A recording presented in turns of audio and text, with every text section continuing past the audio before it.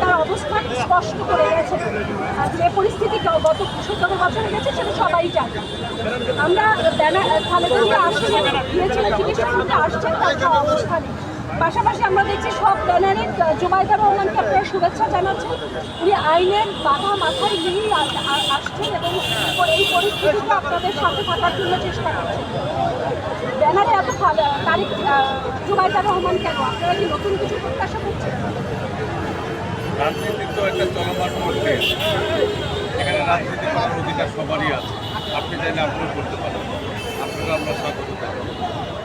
এখানে আমরা জিয়া পরিবার একটি রাজনৈতিক পরিবার, সেই পরিবার থেকে যদি কেউ নতুন করে রাজনীতিতে আসে তাহলে আত্মসমর্থন।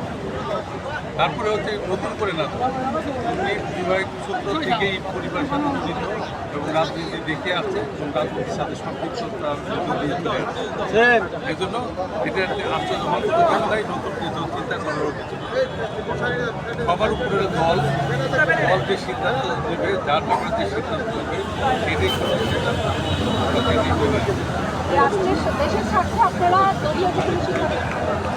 যে কোনো সিদ্ধান্ত দেশের স্বার্থে, দলের স্বার্থে যে সিদ্ধান্ত দেবে আমরা সেই সিদ্ধান্ত মেনে নিতে